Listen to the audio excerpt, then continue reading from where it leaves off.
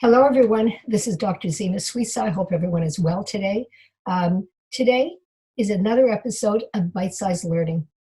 We're going to talk about the power of self-awareness, and I invite you to explore with me how to become more self-aware.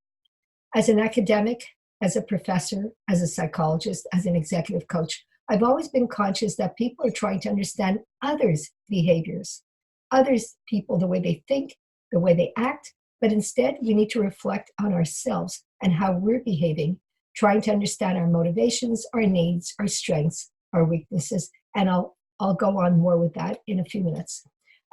There's a researcher by the name of Tasha Eurich, and her area of research is self-awareness. And her claim is, through her research, that people who are self-aware are far more confident, they have better relationships, they're better leaders, they're better communicators. So let's take that journey and understand how we can become more self-aware. I'm going to pull up some slides like I always do so that you can look back on them.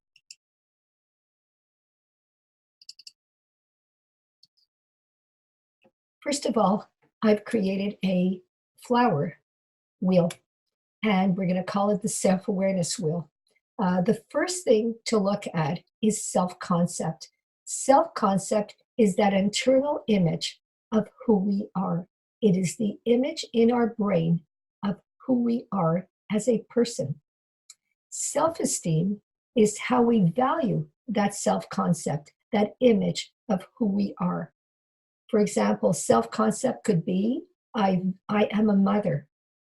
I value being a mother. So my self-concept is that I am a mother, I'm a leader, and I value that part of myself. Self-identity is the search for who we are, our position, our unique presence. And a good example would be our identity within a team. What is our identity? Do we tend to be a person that is more socially oriented? Are we a person that is more task-oriented? So we're searching for our identity to fit within that team. Self-regulation is stability, it's emotional stability, it's how we control ourselves. So how do we control our behaviors? How do we control our thoughts? How do we control our emotions? So it's more of a sense of being stable, having self-regulation. Self-perception is the position we have in our group and in our society. So what is the perception that I have within my group, my peers, my community? Belief, value, and attitudes, I've created a slide and I'll come back to that. Strengths and weaknesses, I've also created a slide. I've also posted a couple of words around the flower wheel. Mindset, I will go through a talk on growth mindset. The inner critic, the biases, I will talk about that as well. I will have a talk on temperament, character, and personality, and that's not too far away. And then motivation. What is my motivation? Is it intrinsic? Is it extrinsic? I will have a talk about that. And needs. That is a very important area of life, our needs. I will have a talk about that as well. So going back to beliefs, values, and attitudes. A belief and a value will equal an attitude and thus a behavior. So a belief and a value, add on a value, will equal an attitude, the attitude you have, which will lead to behavior. Your beliefs are the assumptions and convictions that you hold to be true. So I'll use the example as a leader in a company. I, as the leader, should have integrity. So that is my belief system. I have the assumptions, convictions that I, as a leader, have to be a person with integrity. My value, which is formed by our beliefs and guides our decisions. So therefore, I, as a leader, should have integrity.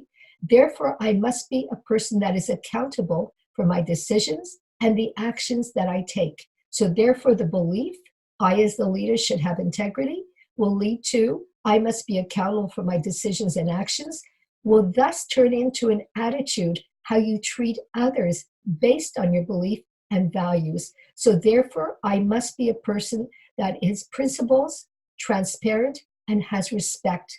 And that will lead to behaviors, your actions.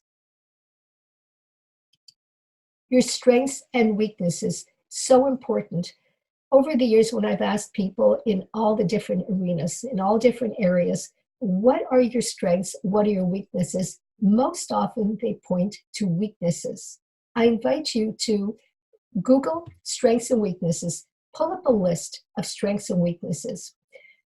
I'll first talk about this, and let's go into what you can do with that.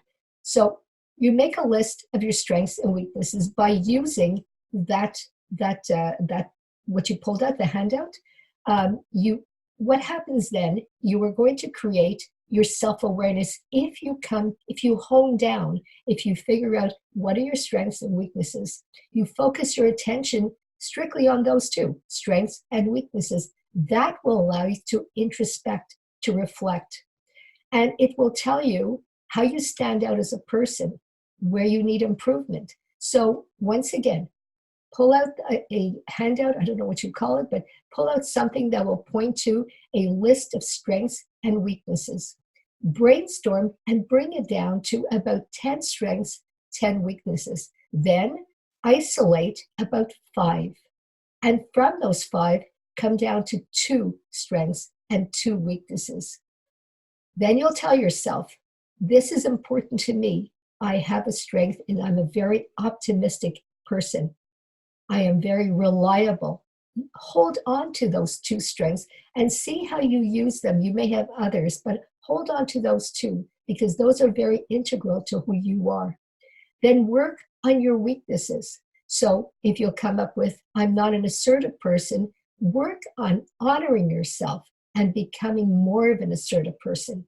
If you're a pessimistic person, work on being less pessimistic. So again, take a list. You can make your own list of strengths and weaknesses, hone it down to 2, and see how you are in situations based on those 2 strengths and weaknesses. This is a tough one, your inner critic, that voice in your head, that internal dialogue that does not stop. It's very hard to stop. Who is that internal critic? Is it your mother, your father? Is it your teacher? Is it your employer? What is it telling you? You're not good enough, you're not smart enough. And I put an example. I made a horrible mistake at work today. I bet I will be fired. That's very drastic. That's very destructive. That's very irrational. And that's based on fear. Even if it's a horrible mistake, it can be worked on. It can't be, unless you've stolen, unless you cheated, something that has been done. If you've made a mistake, we often exacerbate that mistake because we're so fearful. Start with, this is what some ideas of what you can do to reduce that inner critic within yourself. Start with you, almost as you're talking to a friend. Stand in front of the mirror and talk to yourself and tell yourself you are focused on one mistake. But what about all your successes? Look what you've done. Look at your skill set. That creates what we call self-distancing. It allows you to pause, step back, and think rationally. Because in the face of a situation where we think we've done something horrible, we're acting on the emotional side of the brain, not on the rational side, the thinking side of the brain. So the second idea would be with regards to ruminating, and we do that a lot too. So we go over it and over and over minds. What does that help? How does that resolve a situation? How does it resolve a problem? Instead, distract yourself. Go for a walk, exercise, listen to music. That usually helps me. Here are some questions to create self-awareness. Are you curious? Do you ask for feedback? And we need feedback. Do you listen to your inner voice all the time, like I suggested before? Do you enjoy the journey instead of obsessing over the end result? Here's a problem. Do you make excuses? I think there has to be self-awareness that we do make excuses, and it doesn't help. Do you tend to procrastinate? Here's another big problem. People tend to be procrastinators, always thinking there's always the right day, the right month. Do you tend to procrastinate too often? Do you feel like an imposter? I'm a fraud. I will never change. Now you're downplaying who you are as a person. But being an imposter is not being real, not being self aware of who you are, the successes that you have, the real person that you are. So stop telling yourself, I'm an imposter, I'll never make it.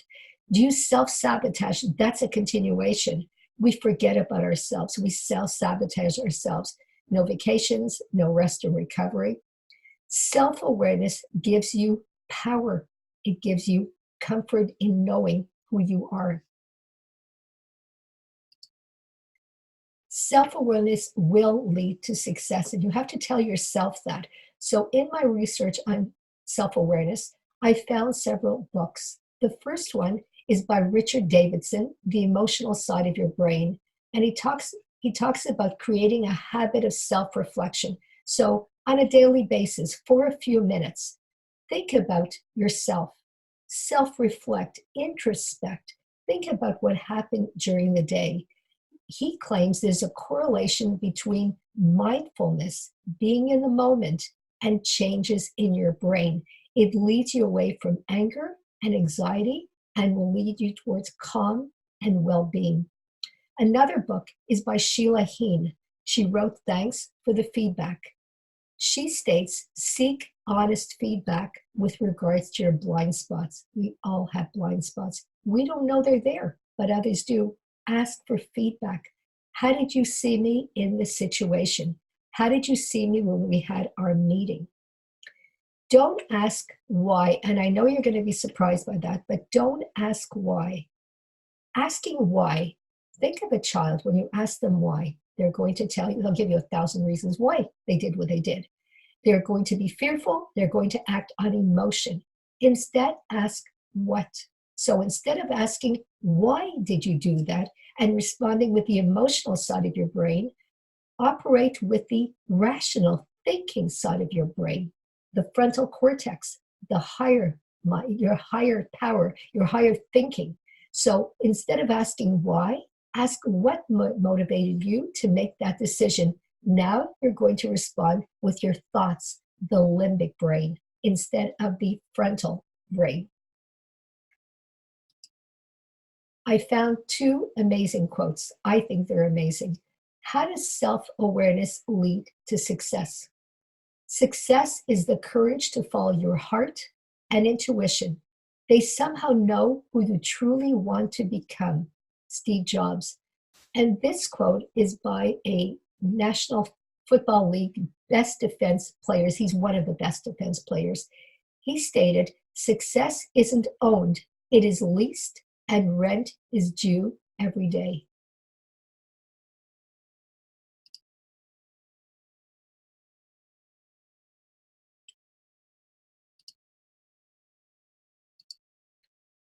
I wanted to come back and talk a little bit more about self-awareness.